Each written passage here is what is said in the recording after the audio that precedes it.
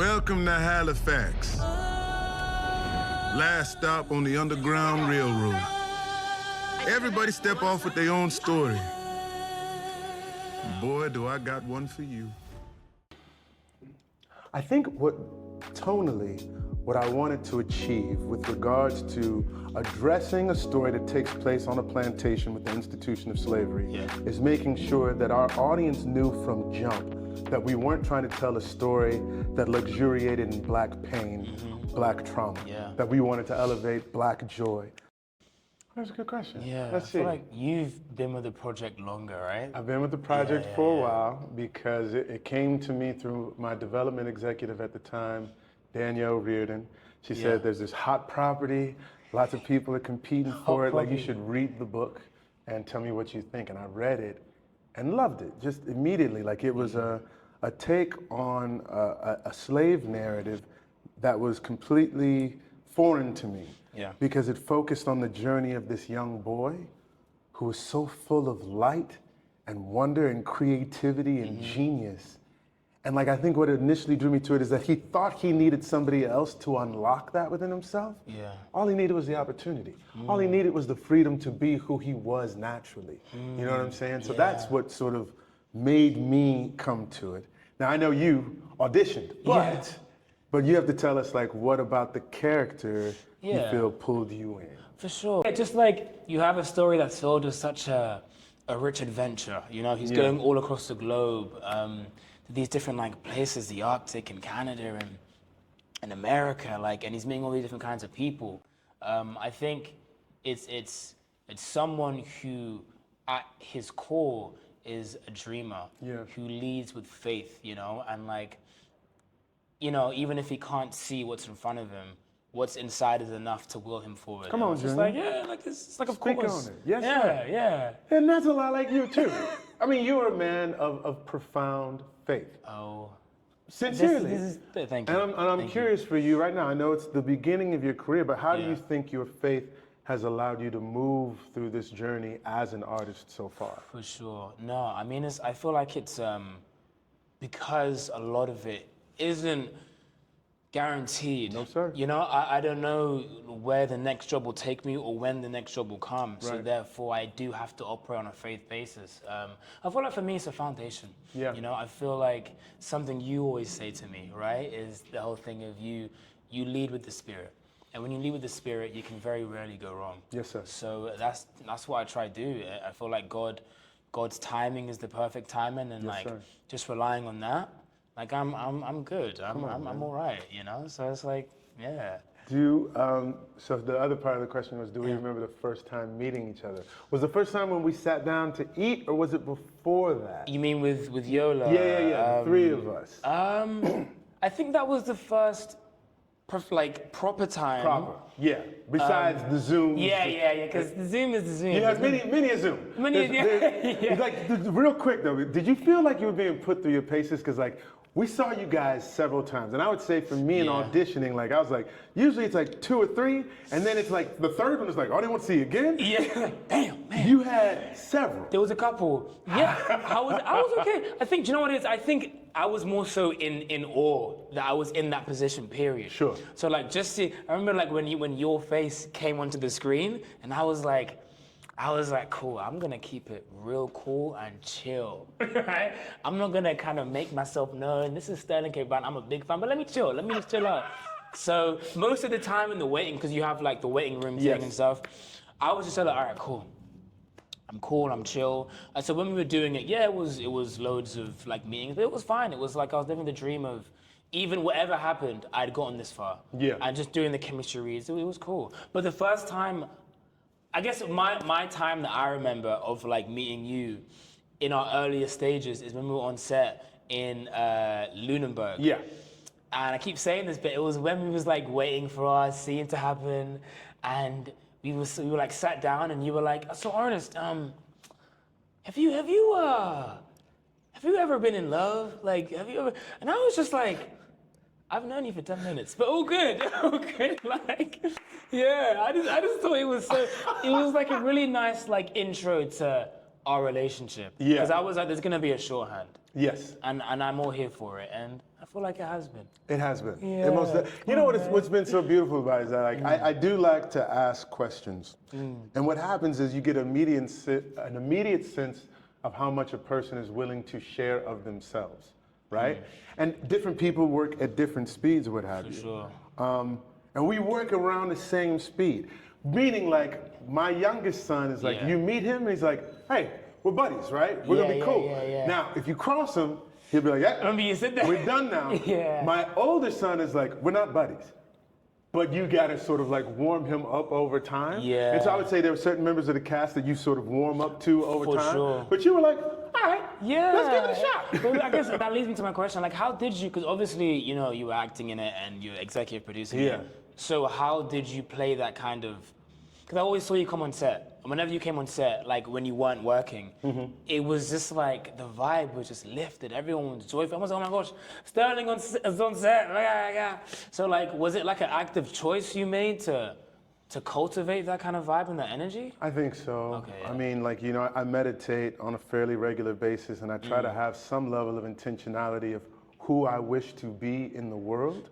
Right? And making sure that my energy is the kind of energy that elevates the vibration in the room rather than, because we've all walked into a room where somebody just sort of like takes the air out of it. I try not to be that person. You know what I'm saying? I feel like sets, it's a 12 to 12 plus hour day long days. as it is. So if you enjoy being there, it makes the day go a little bit faster.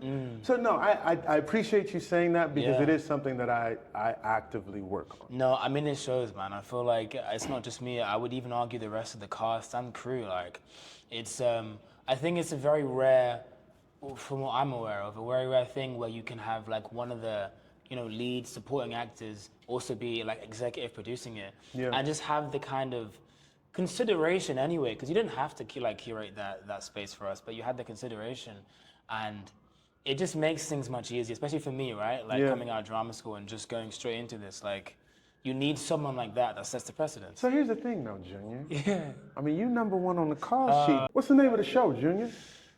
What's the name of the show? Washington Black. You damn skippy it is, Junior. And so this is what I have to say about it.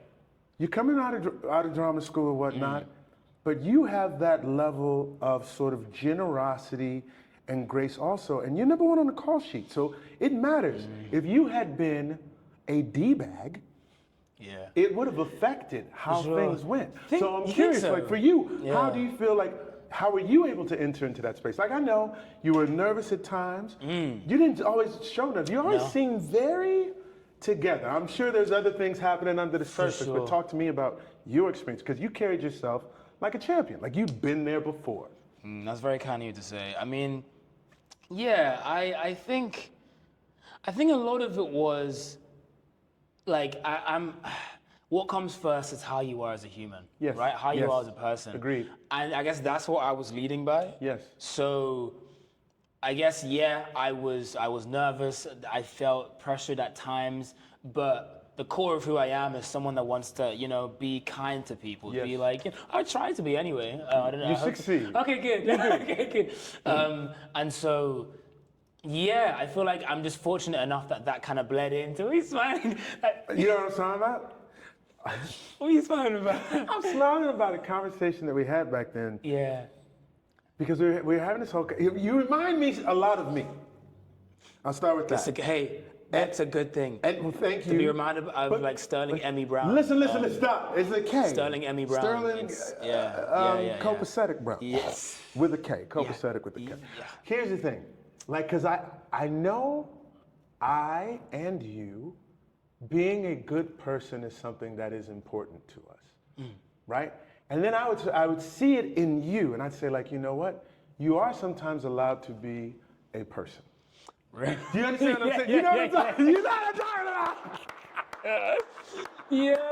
But I guess you're so right. And I guess that's one thing I learned throughout the whole process. It's like, I guess you feel like, and that came before being like a #1 on the call sheet. You know, like the whole thing of like, okay, I don't want to upset anyone, and I feel like if I have my kind of boundaries, I'll be like imposing on someone else, as opposed to just being confident enough to be like, I'm my own person. I have the things I like and dislike, and I have like things that I know I need to do my best work. Sure. And voicing that, it's not gonna hurt anyone. Exactly. So I completely agree with you. Exactly. It's definitely something I grew to realize. Yeah, because there's a way of articulating your wants and needs without being a diva, without being sort of, taking the air out of the space. It's like, no, I actually do need this. Like, if I get it, it'll allow me to be better. It'll allow the whole day to go smoother, and then everybody will get through this thing much more efficiently. But sometimes when you sit on it and you're like, I should have asked for Something. dot. Yeah. You know what I'm saying? And now you just sort of get to a space where it's like, no, it's okay for me to ask for it because I know it'll make everybody's job a little bit easier. Yeah, and do you feel like right now in your career, you're in a place where it's like, you're comfortable in just making known what you need? Yeah. Yeah. Took a while to get there. Fez? No, Yeah, like honest to yeah. goodness, it took a long while to Yeah. get there. I don't want to make it sound like it was overnight or not. I blinked and I became this person. Stop. What I'll say is that I realize that the times in which I've kept things to myself and thought that would make it easier, there's always a sense of regret of like, Brown, just say it, right? But don't say it in a way that's going to be offensive. I think that was what I was worried about. Like, oh, am I going to offend somebody? Yeah. I know what my intentions are. Yeah. And as long as I'm clear on what my intentions are, what I ask for comes from a place of good. Yeah. Even though it may, like, for a second, people be like, still didn't have anything. No, I'm not trying to freak anybody out. I do need this one thing so that we can keep it moving. Yeah, that makes sense. That makes sense. Yeah. That makes sense. And I guess moving on from that, like, what do you think in the actual process of filming? Like, what do you feel like the hardest thing was about, I guess, bringing this show to life? In the, like, you mean just in Okay, principal photography, just in shooting? No, or? let's say for 'Cause you, holistically. photography is just That's like one thing. this. I then think- there's pre-production, Yeah. then there's post-production, you know what I'm saying? Let's talk about the whole thing, because, the whole thing.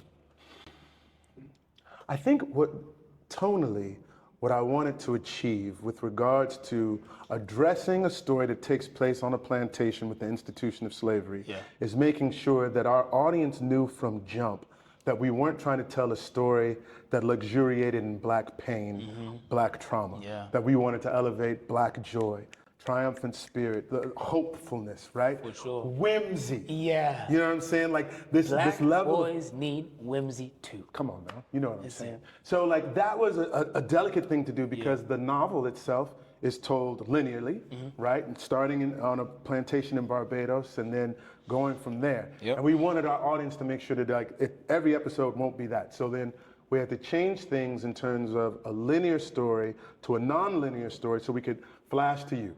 So we see that this young man is free and is thriving here, and then we flash back to Eddie and see like what he came from and how he got to where he was. So just structurally being able to tell the story in such a way that our audience was like, okay, this is the journey that I'm in for. There's pirate ships, there's flying machines, there's like a globe-trotting adventure that's taking place. Because if you only saw just the pilot the way that we originally shot it, they'd be like, oh, dang. This may be a little heavier than what people were intending. And I didn't want to turn off black folks and make them think that like I was going to tell something that they felt as if they'd seen enough of already. Like I wanted to do something new. And I'm always trying to find a way to cross over. Like I would say that for me, for the culture is always first and foremost in everything that I do as an artist. Like I have to be able to go to the barbershop, Ernest, and people say like, what up, big dog? Like, you know what I'm saying? I don't want anybody turning me away from the chair and being like, look at this brother, what's he doing up in here? Like, so that's first and foremost. But then also when I leave the barbershop and I go to Erewhon, What? Huh? Erewhon is a grocery store, like it's a high-end grocery store in the States where people spend like $40 for a smoothie. Yeah, I know, okay. So anyway, but when I go from the barbershop to Erewhon, I want people to be like, oh my God, it's Sterling K. We love you. We love you. So to be able to go from, something that is very culturally specific and know that like we tried to tell that story with specificity and attention, and then to know that that story in and of itself is also universal. And that like people here will understand it, people here will understand it. Yeah, 100%. That's the goal. I feel like that kind of endeavor is going to be felt from multiple people, like especially your fans, right? I feel like just to segue a bit, like I guess the history of your roles, right? Yeah. Like Black Panther, People versus O.J. Simpson. Look at This you Is Us. moderating, Junior. You Well, gotta go. No, I'm just saying, like, I speak on behalf of many people. Like, I feel like you kind of playing this huge role in pushing projects like this forward. It's like a testament to the other amount of amazing things you've done in the industry, and I feel like people are going to be very grateful and excited to see another project that you've kind of been a part of, like on camera and off camera. I think it's going to be a beautiful. This is a big project. Number one, you've been seeing your face on the billboards, checking it out. How do you feel as it is about to hit the world and people are about to take it in? How are you feeling in this moment? That's a great question. It's so simple, but it's like, how do you feel?